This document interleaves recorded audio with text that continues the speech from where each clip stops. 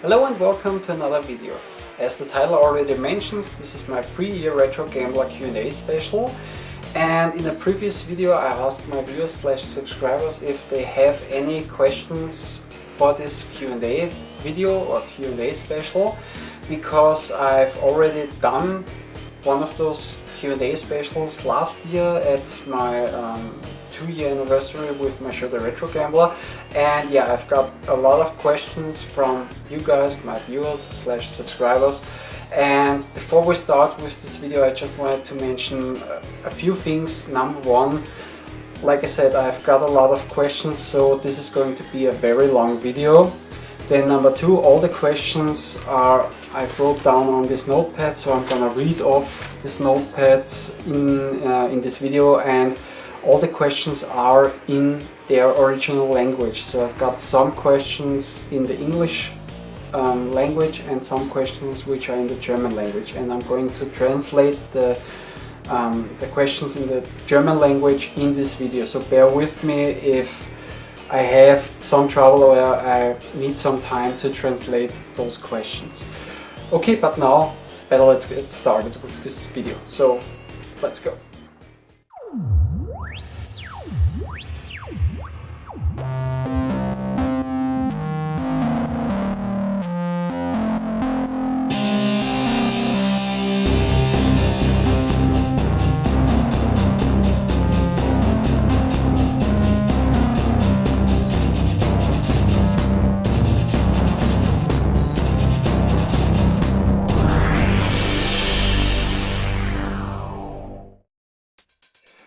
The first questions come from Sega City Universe, also known as Vampire Mike, and he asks, "You are married, right?" No, I'm still not married, I'm still engaged. Does your wife game too? / your fiance? Yes, she also plays video games, and she plays role-playing games, then she plays MMOs like World of Warcraft or Star Wars: The Old Republic, and she also plays puzzle games. Next question, what is your favorite full motion video game? I guess my favorite full motion video game is Firefox, the arcade game from Atari, but I do also enjoy a lot of the other full motion video games, especially on the Sega CD / the Sega Mega CD, like for instance Surgical Strike is pretty funny and pretty goofy. Then also Fahrenheit is, in my opinion, a pretty interesting game, and yeah, there are also a lot of other games that I enjoy now more than a couple of years ago. For instance, Tomcat Alley is actually not bad, but in the end, yeah, my favorite full motion video game, I guess, is Firefox. Next question, what is the worst fighting game you ever played? It still is Shadow War of Succession on the 3DO.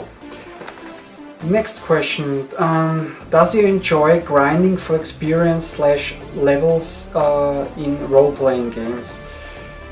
Yes and no. For the most part, yes, I really enjoy grinding levels or getting more experience in role-playing games. This is one of the things that, yeah, really is cool and interesting, and yeah, is exciting for me in role-playing games to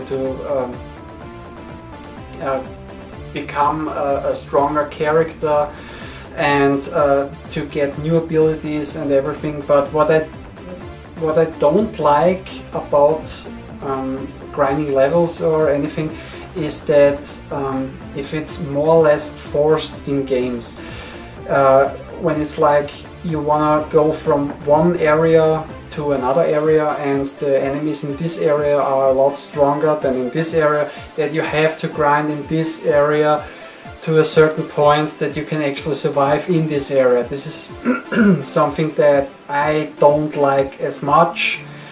And also in some games, like for instance in the Elder Scrolls games, I love the Elder Scrolls games, especially Morrowind, Oblivion and Skyrim. But I can reach a certain point in the game where I don't really want to say where I get bored, but where I lose interest because of all the grinding and leveling up.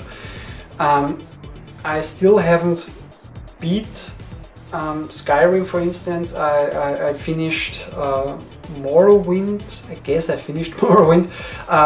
I finished Oblivion and all the DLCs that were released for Oblivion, which was really awesome. But I never finished Skyrim, and for the most part because I didn't want to play the main story. I wanted to see as much as I could of the world, of the map. So I played not almost, but I played a lot of those of all the side quests to increase my character and to get a stronger character and to experience as much as I can in the game. But like I said, I reached some point in the game where I felt like, or let's say where I lost interest in the game, because my character is pretty strong. He's not a superhero or whatever in this game, and he's not one of the highest characters that you can actually get or become in the game. But yeah, actually grinding levels or getting or gaining more experience in a role-playing game actually can reach a point for me where I lose interest in the game. So on one hand, I'm always excited when I start a new RPG and to be involved, or better let's say to experience all this grinding, and like I said at the beginning of the game and for a lot of times while playing this game, this is what really excites me about the role-playing games, that you can actually grind levels and everything. But like I said, it can happen that I reach a point where I lose interest in the game. So for the most part, I say yes, I love grinding levels and getting more experience in games, but it can also be a drawback. Next question. Will you ever bring back your really cool / cheesy old intro? I guess not, because back in the days when I started the Retro Gambler, I wanted to have an intro for the Retro Gambler show, and this was the last project / the last music video that I did / music parody, and since it had something to do with video games, I edited a short intro from this music video for the Retro Gambler. And later on, when I thought that I wanted to have a completely new intro like the one that I have now, I made an intro just for the Retro Gambler. So if anything, I'm gonna make someday a new intro for the Retro Gambler, but I don't think that I'm ever gonna use the old intro again, so I guess not, sorry. Next question. How do you find time to game being married / engaged? Then with family, work, etc. It's getting harder and harder to find time to play games, but in the end, if I really want to play a game, then I still can find the time for gaming. But I actually have mentioned it before, it looks like really I become a collector more and more and less of a gamer.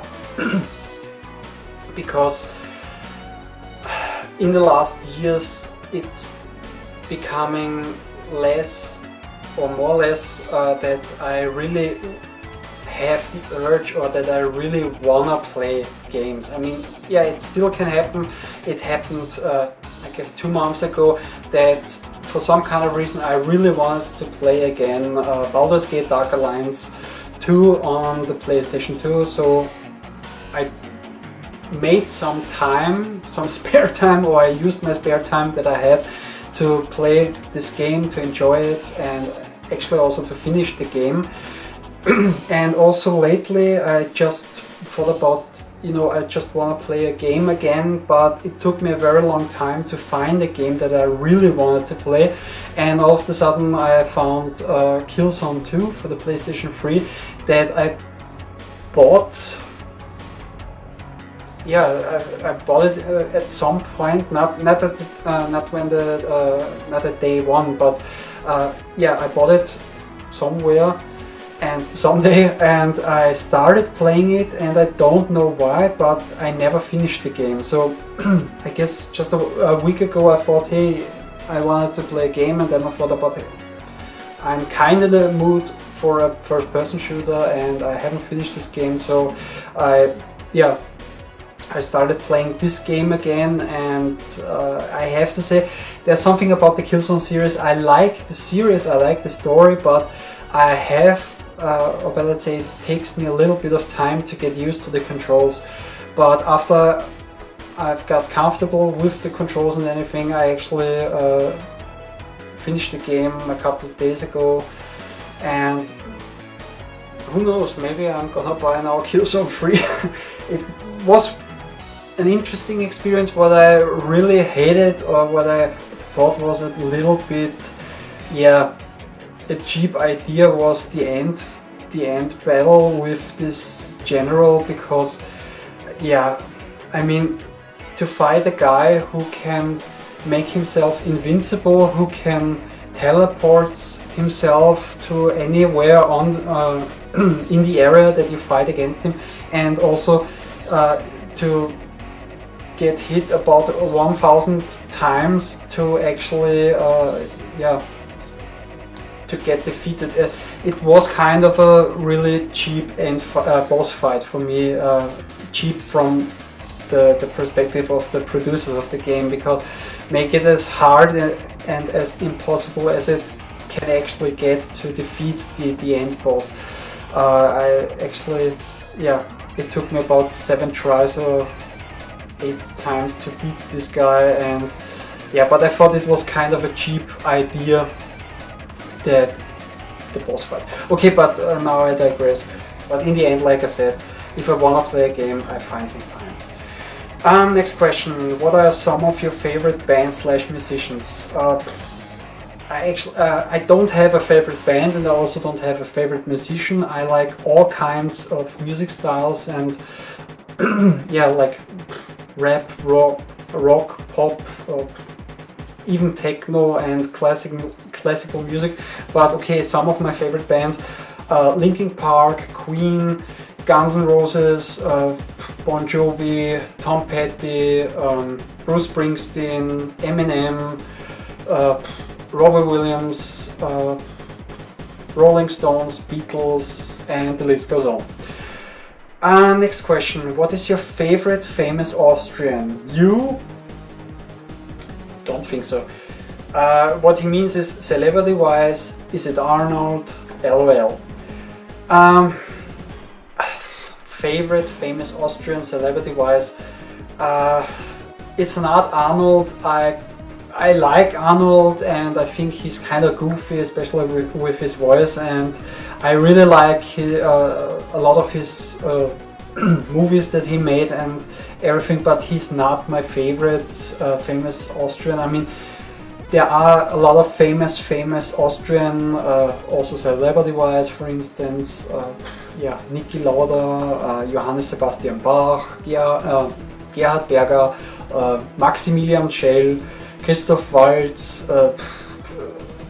Klaus-Maria Brandauer, and yeah, the list goes on. But I guess my favorite, if I really have to answer this this question, I guess for me it would be Wolfgang Amadeus Mozart and Falco.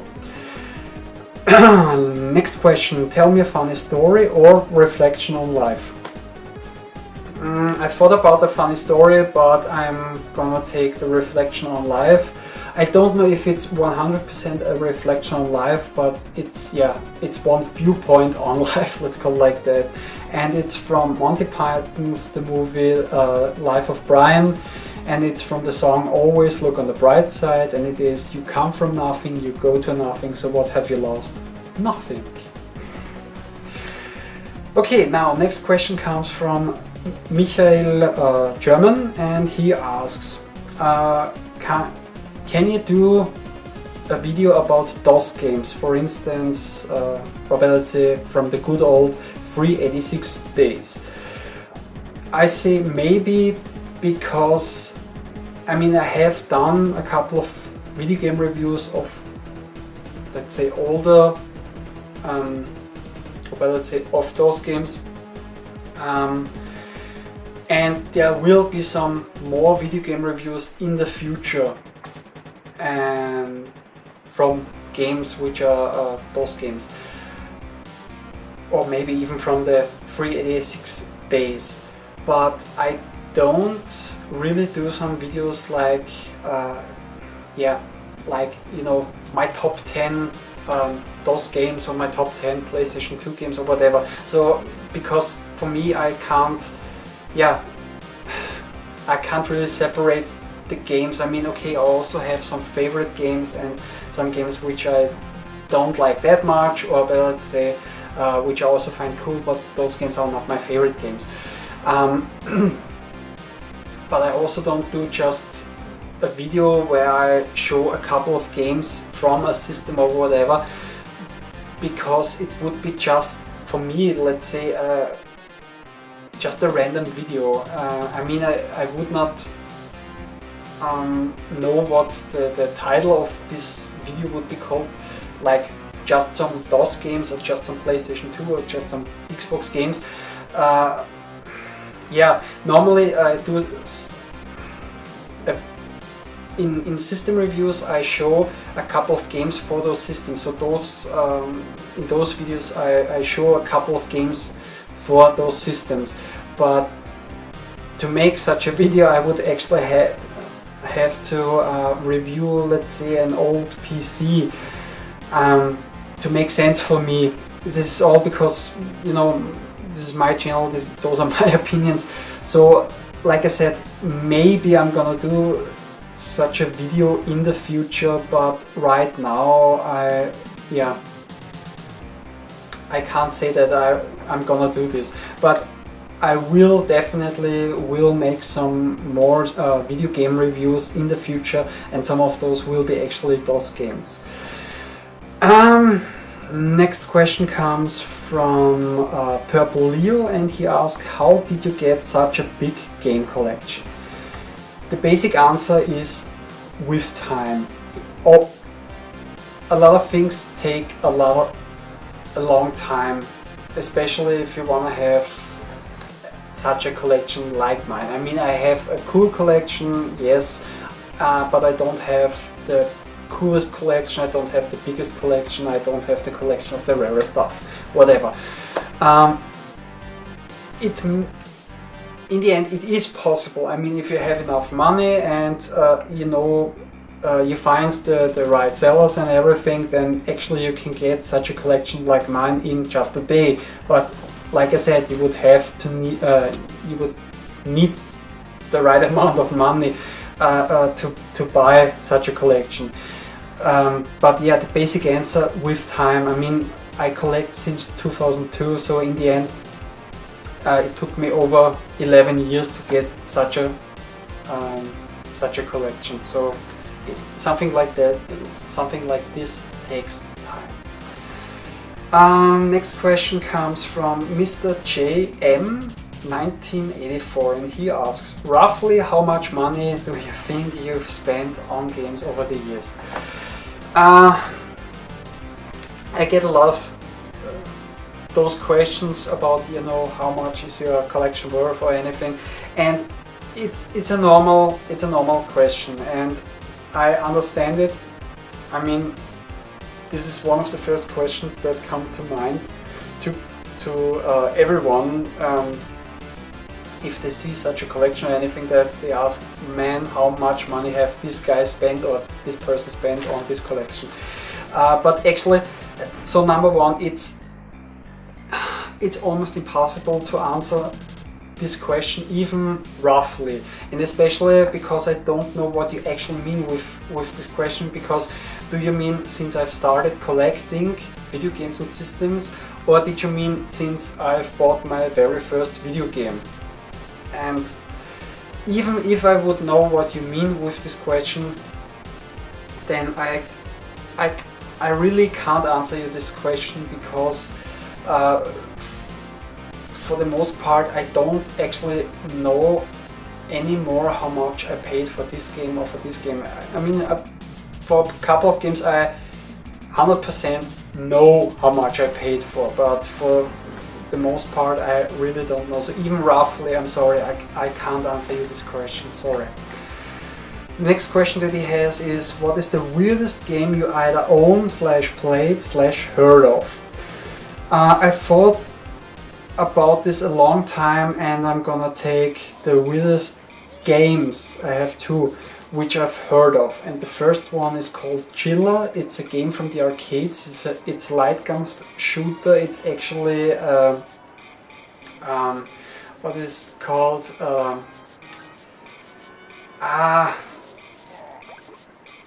A shooting range? No.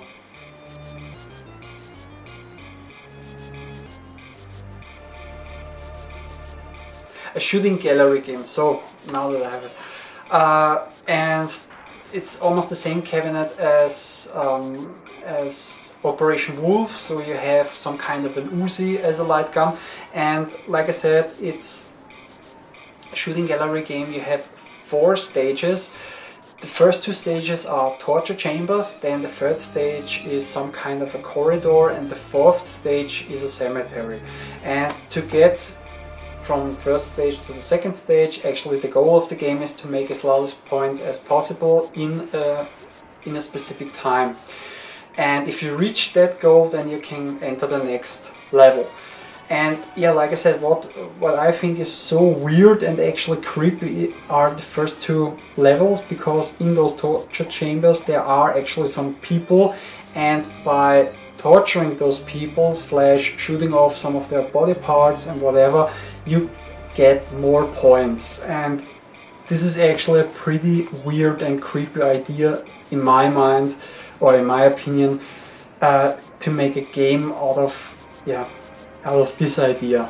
And the second game that I also wanted to mention for this answer is called LSD, or as it is also called LSD Dream Game Dream Emulator. It's a game for the PlayStation 1, if you can actually call it a game, and it was only released in Japan, and only it kind of was a limited edition, or it didn't sold in huge well, not many copies were sold, let's call it like that.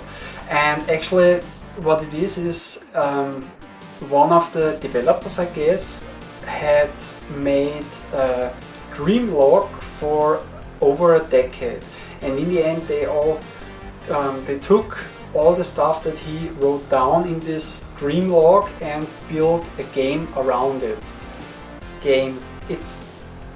So in the end, what you experience in this game is you walk around in this guy's dreams, and yeah, you go from one dream to the next dream, and it's really weird stuff. There are so many colors in this game, and also, you know, fish flying around you, and there are some creepy looking things going around, and then some other weird stuff. So it is actually, you go around in another person's dream, and you kind of experience what this person dreamed about.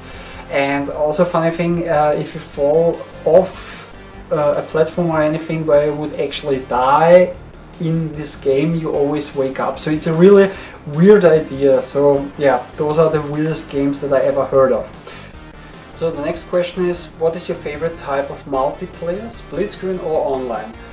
Definitely split screen, and the reason for that is I really like online playing, and what I like about the normal online playing is that for the most part, you know, you sit at your computer or at your TV while playing, for instance, here PlayStation 3 or Xbox 360, and for instance, if I play a first-person shooter like Call of Duty or Battlefield, Bad Company or whatever, that I have the whole screen for myself, for my, yeah, for me. And this is the thing that I don't really like about split screen, if I have to share the screen with the other player. But what I really like more about split screen is that the person that I'm playing with or against sits right next to me, and you can chat normally and have some fun.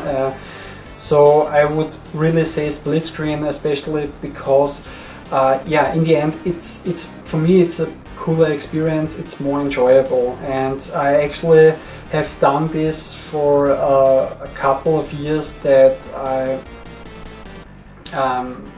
played with a good buddy of mine almost every weekend, and sometimes he came to my place and we played, and sometimes I got to his place and we played, and for and yeah, so in the end we played a lot of, yeah, we also played fighting games. But what I really enjoyed about the split screen, or actually about the other option, which is called hot seat, I guess, if you play strategy games and it's turn-based.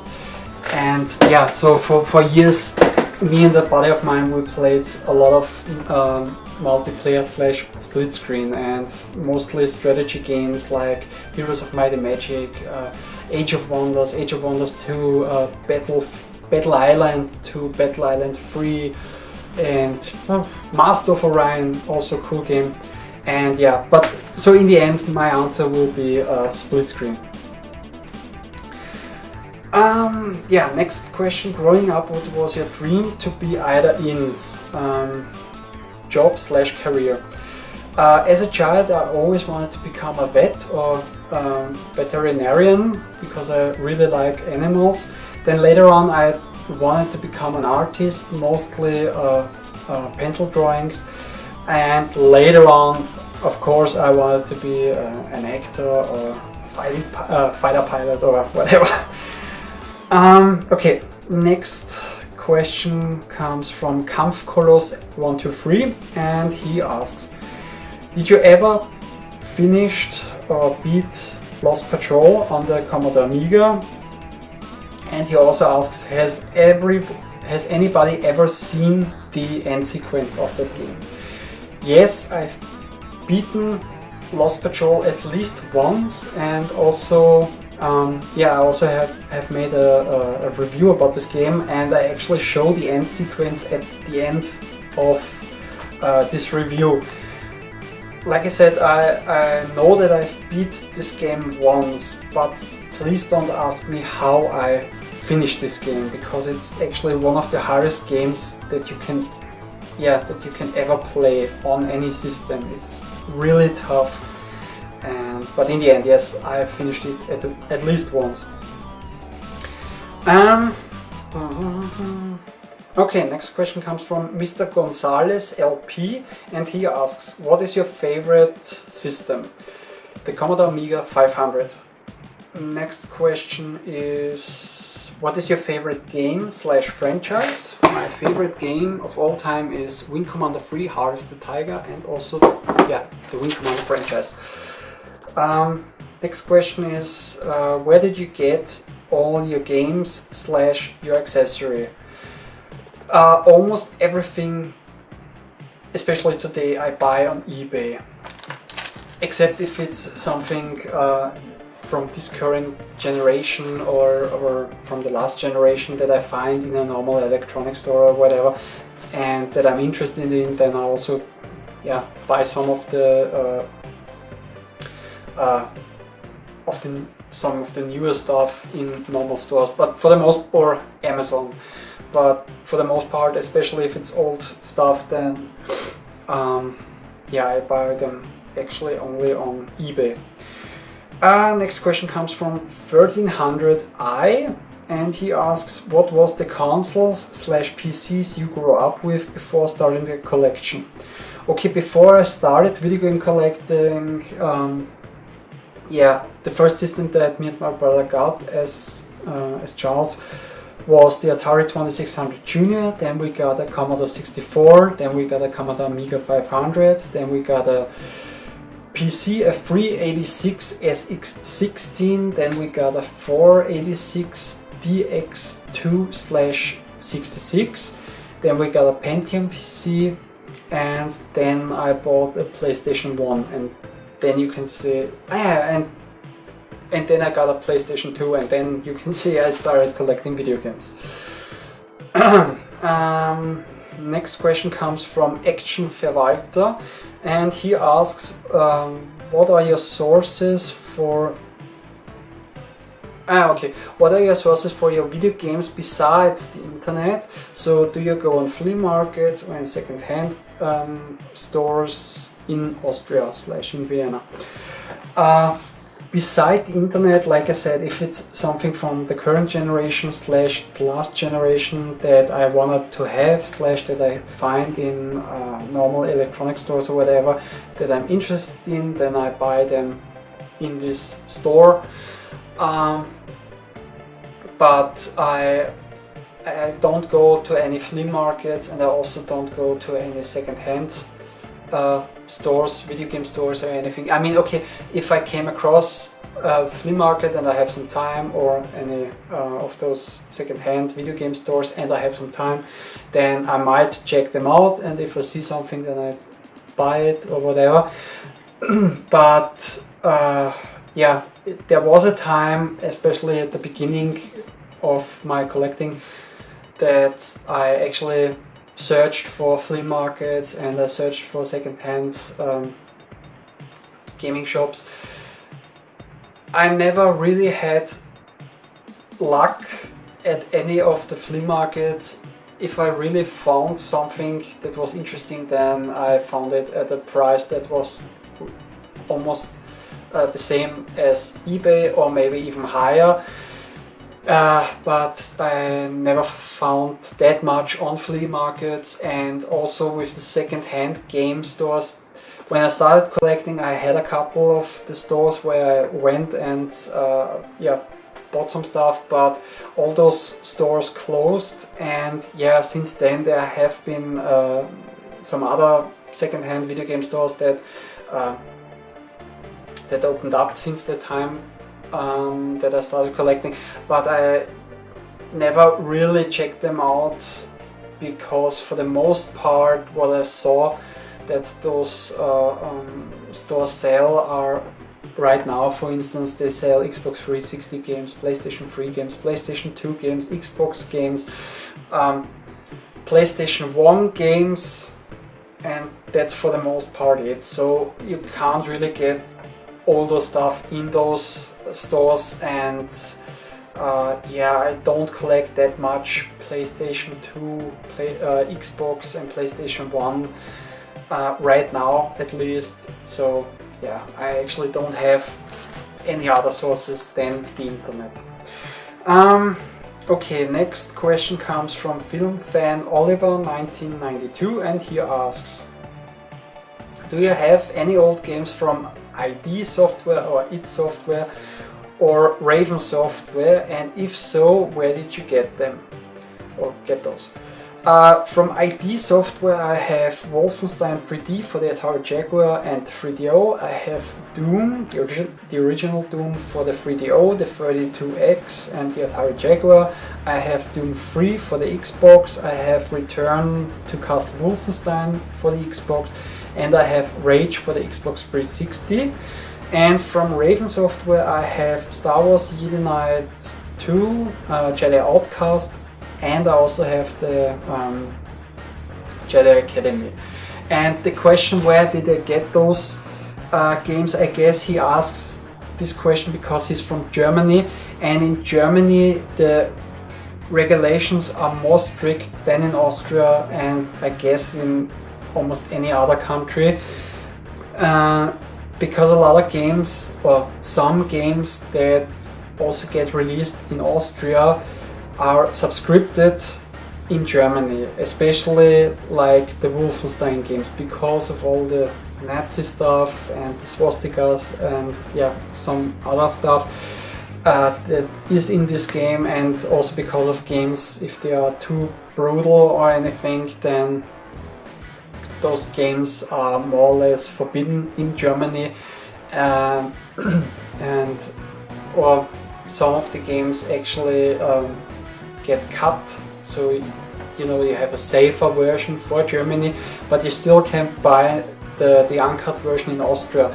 So yeah, the older games like, you know, Wolfenstein 3D and Doom or whatever, I got on eBay, and the newer games like Doom 3 on the Xbox or anything I bought just in normal stores at the time that they were released. And like I said, in Germany a lot of games get subscripted. I guess this is why he asks me, because in Austria actually our regulations are not that strict. Okay, next question comes from Retrojäger V2, and he asks, okay, did you already check out Harvester since you made the review of Phantasmagoria? And yeah, he actually recommended to me the game Harvester on the PC, and yeah, he asked if I already have checked out the game. And yes, I have. I watched a couple of videos on YouTube, and he's right, or better say you're right, because it is a pretty interesting game, and I might get it somewhere in the future, that's what I said, you're right, it's actually a lot creepier and weirder than Phantasmagoria, but it, like I said, it really looks interesting, and it looks like it has a pretty cool atmosphere. So yes, I've checked it out, and I actually might gonna buy this game someday. Okay, next question comes from Pink Bull Deluxe 1, and he asks, what are your opinions on the 3DS and the Wii U? Well, my opinions are, I think both systems interesting, but I'm not that interested in those systems. I've already tried out the 3DS. A good friend of mine bought the 3DS at launch, and at one day he came to my place, and he brought along the 3DS with him, and yeah, he let me try it out, the 3DS, and I played, I guess, a Burnout game, and I really have to say the 3D was actually pretty amazing, and this is why I would actually wanna buy a 3DS someday. But except for that it's, for me as a collector, pretty interesting. Yeah, like I said, I wanna buy the system someday, but not right now. And the Wii U, I also think it's an interesting system, but there is not much that makes me wanna buy this system. Yes, later on, someday, for my collection, I might also gonna buy the system, but not right now to pay, you know, full price for the games and everything. The only game that I really wanted to play, or really where I would say I would be very interested to play, was ZombiU. And after seeing some of the reviews, it's not that super impressive anymore for me, but this would actually be one of the first games that I wanted to have if I start collecting for the Wii U, or when I would actually buy the system. So I think it's interesting, but it's not really that system for me. But I don't have anything against Nintendo or anything, so just wanted to mention that. Next question comes from TNA Universe 83, and he asks, are you more excited for the next Xbox or PlayStation 4? Okay. The funny thing is, if I would have made this video about 1 or 2 weeks ago, my answer would have actually been that I'm not that really interested in any of those systems. And the reason for that would be because of the things that I knew about Microsoft and the things that I didn't know about Sony. Now, just right from the beginning, I don't have anything against Nintendo, I don't have anything against Microsoft, and I don't have anything against Sony. But I'm only looking forward for the PlayStation 4, and only because of the same reasons almost everyone else made a video about the Xbox One. I hate the Xbox and everything. I mean, number one, I personally am not a target audience for any of the new systems, mainly because I'm a retro gamer and a collector, and I'm very selective when it comes to new games. I'm always updated on the new games. I know what is coming out or what gets released in the next months or whatever. But a lot of times I think, hey, this game looks interesting. But the more information I get, and the more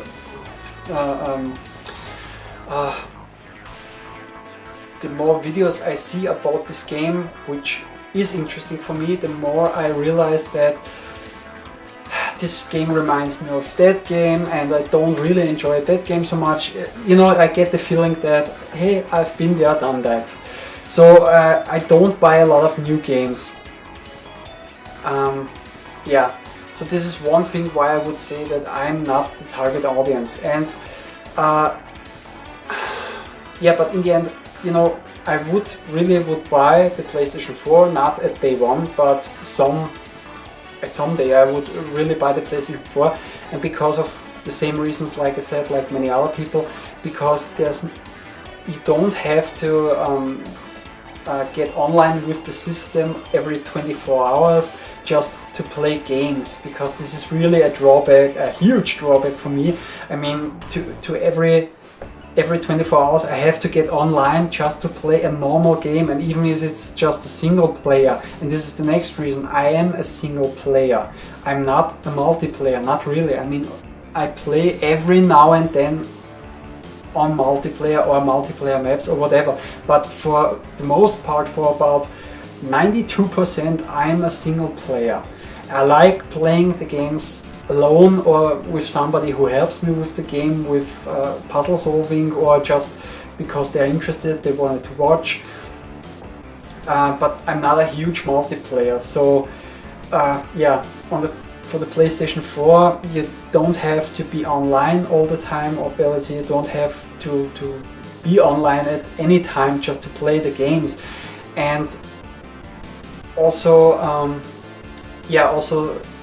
because of the price, I mean, the PlayStation 4 will launch with, at least in Europe, with 399 euros, which is 100 euros less than the Xbox One, because it's going to be 499 euros. Then also, I'm not a big fan of the Kinect. Also, actually, I'm also not a big fan of the PlayStation Eye camera, but in the end, also the the Kinect camera is always online, and it's always actually turned off. It's in some kind of a sleeping mode. Those are all things that I don't really care about. Also the stuff that they showed about with the Kinect and voice recognition, and to say all the commands to the Xbox. This is, for me, it's gimmicky. Really, it's gimmicky. It's kind of cool to have those features, but in the end, I wanna control the system with the controller. That's why the controller is there, and I'm not a fan of games with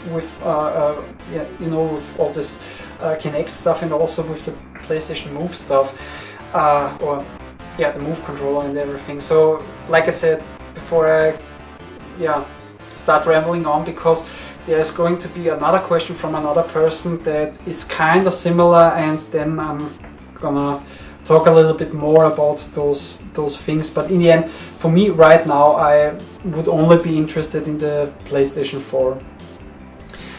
Okay, but now next question. Do you own a Wii U, and do you like it? I don't own a Wii U. I think it's interesting, but I can't really say that I like it or anything. So, yeah. Next question, which game do you think had a bigger influence on gaming, Pac-Man or Mario?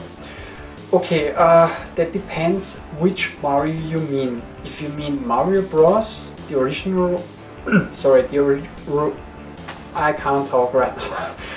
The original Mario Brothers from the arcades, which was also then ported to the NES, then I would definitely say Pac-Man had a bigger influence on gaming. But if you mean Super Mario Brothers, then it's definitely Super Mario Brothers that had a bigger influence on gaming. Next question. What are your thoughts on games going 100% digital in the future?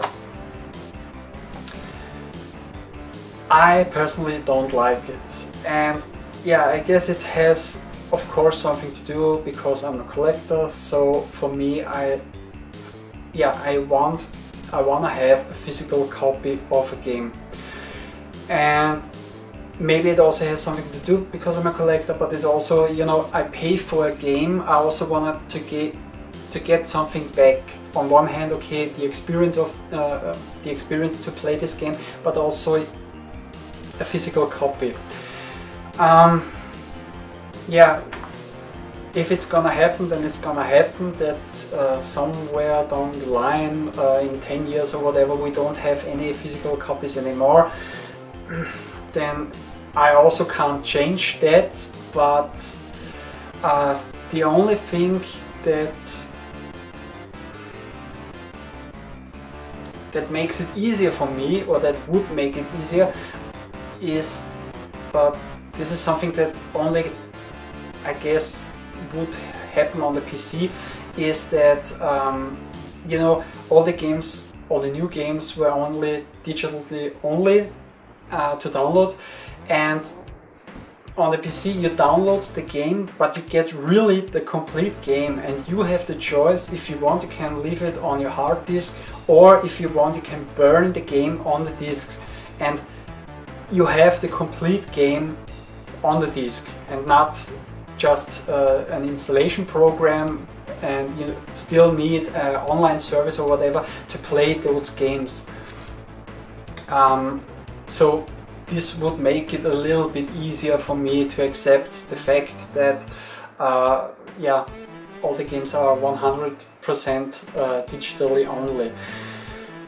But this is also the same reason why I don't like the new Xbox One, because this is, for me it's funny actually, because on one hand they actually listened to gamers and they actually listened to collectors, because people always said that you know, we don't really like this 100% digital download only because we want to have a physical copy. And now with Xbox One you get a physical copy, but in the end you can't use it maybe in 10 or 12 years or whatever, because the service is not provided anymore from Xbox, from Microsoft. So at the day they stop the service, the internet service for this console, you can't play any of those games anymore, even though you have a physical copy, but you don't have the complete game. You just have, like some people say, just an installation disc, nothing more, because you install the game to the hard disk of the Xbox One, but to play the game, to get access to the game, you need the online ability or the service from Microsoft to play the games. So this is another factor why I'm not interested in the Microsoft Xbox One, because at some day they're gonna stop with this service, and then the only thing that you can do with this console is playing DVDs and playing Blu-rays, nothing more. You can't play any of those games. So yeah, like I said, I don't like it that games might become 100% digitally only, but in the end I also can't change this. Next question. Are you more of a Super Nintendo or Genesis/Mega Drive fan? I like both systems equal. I also like a lot of the games equally on both systems. So actually, from this kind of view, I'm not more a fan for the Super Nintendo or the Sega Genesis / the Mega Drive. But If I have to choose, then I would say the Sega Mega Drive / the Sega Genesis, but only because of the add-on systems, because of the 32X and the Sega CD. Those are in this kind of way, the Mega Drive / Genesis is more interesting for me as a collector. So if I have to choose to be a fan of one of those sides, then I would say the Sega Genesis / Mega Drive.